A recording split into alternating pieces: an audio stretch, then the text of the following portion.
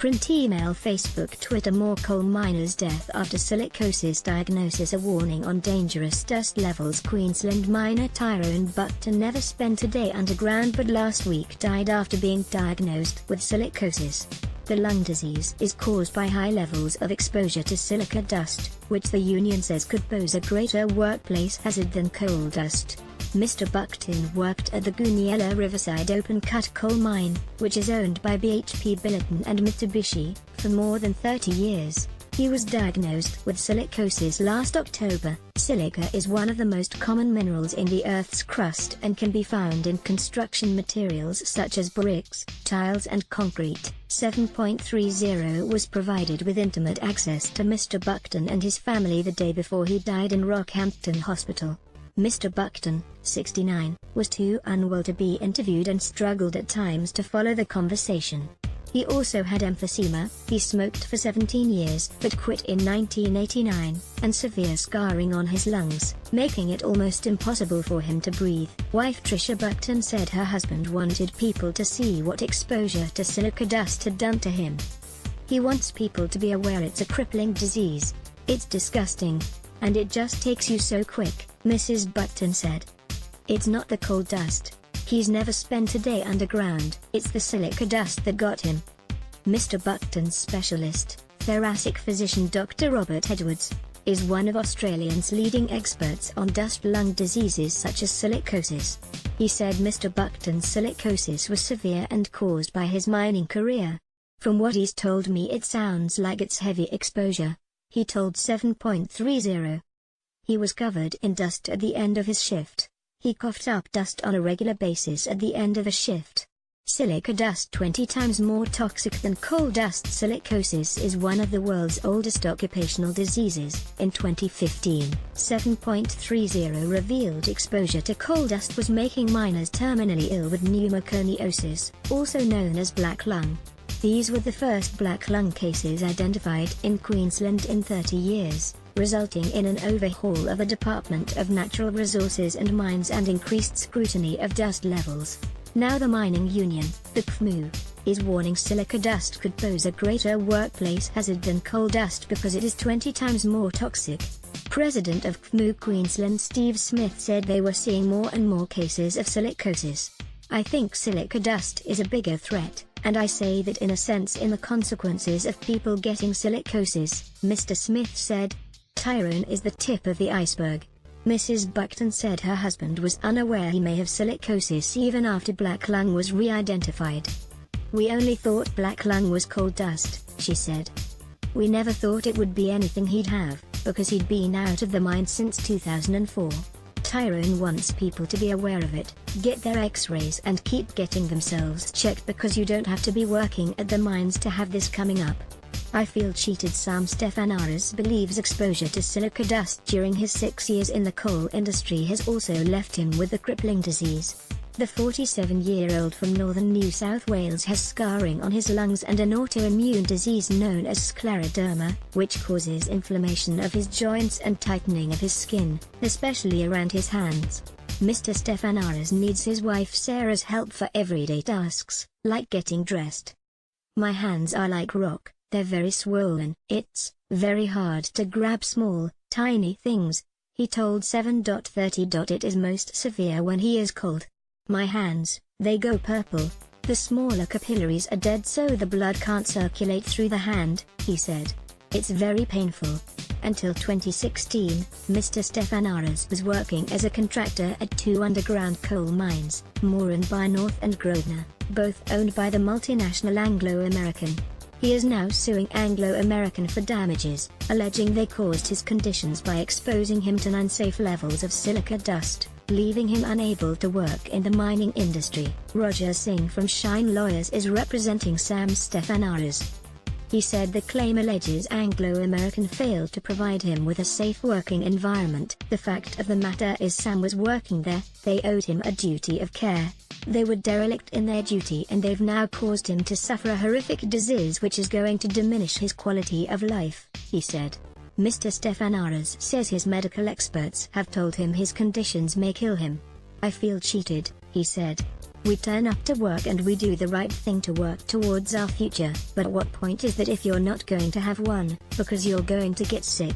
In a statement, Anglo American said it could not comment while its investigation into Mr. Stefanara's claim was still underway.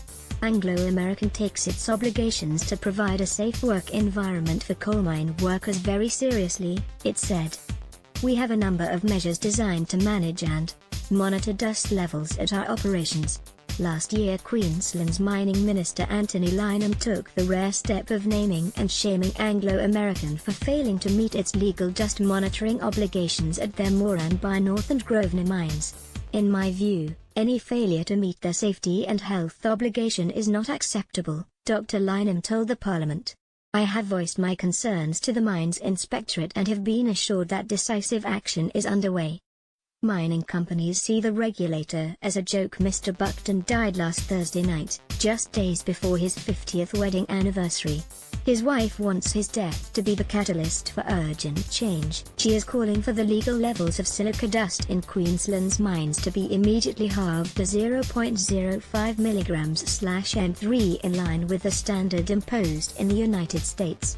Make it safe for everybody, so everybody, when they've finished work, they come home and they're not bringing a problem with them, she said. The halving of silica dust levels was recommended last year by a Queensland Joint Parliamentary Committee established after the re-emergence of black lung FMUs. Mr. Smith said he has discussed the potential change with the mining minister, but his membership was growing increasingly impatient, waiting for action.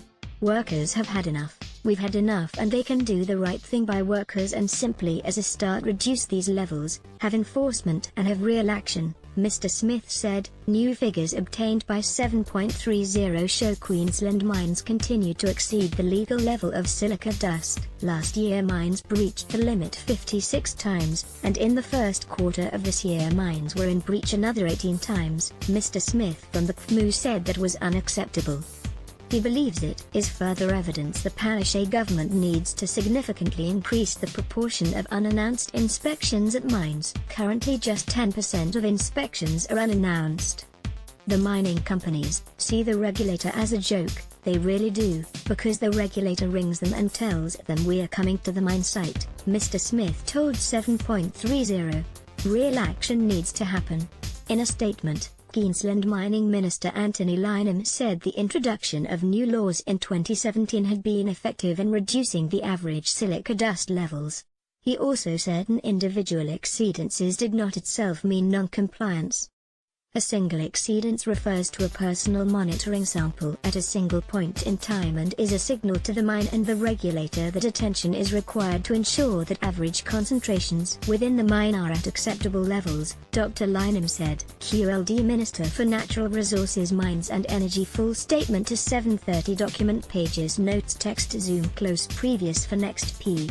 1 loading p. 2 loading QLD Minister for Natural Resources, Mines and Energy. Full statement to 7:30 contents original document, PDF, related article contributed by ABC News, Australian Broadcasting Corporation. Page note 1 of 20. To print the document, click the original document link to open the original PDF. At this time it is not possible to print the document with annotations. BHP Billiton, Anglo American. Mining Minister Anthony Lynham and the Queensland Resources Council declined to be interviewed by 7:30. In a statement, BHP said it had worked directly with Mr. Buckton and his family in recent months to assist with his care. A lump sum settlement of Mr. Buckton's injury claim for coal mine dust-induced lung disease was also paid by BHP in early May. BHP declined to answer questions about how many other current and former workers at the Goonyella Riverside mine have been diagnosed with silicosis or other silica and coal dust related conditions. BHP statement to 7:30 document pages notes text zoom close previous for next p.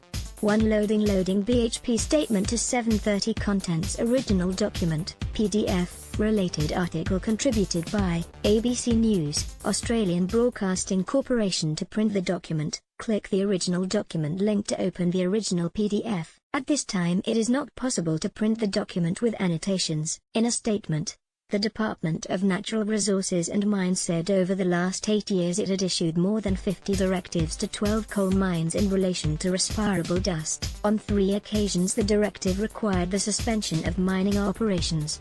It said the proportion of samples exceeding the regulated limit has fallen to less than 1% of those tested, compared with 9% in 2016. There have been 71 reported cases of mine dust lung diseases reported in Queensland since 1984, including 27 cases of coal workers' pneumoconiosis, otherwise known as black lung, and 9 cases of silicosis. Anglo-American statement to 730 document pages notes text zoom close previous for next p1 loading Anglo-American statement to 730 contents original document PDF related article contributed by ABC News Australian Broadcasting Corporation. To print the document, click the original document link to open the original PDF. At this time it is not possible to print the document with annotations.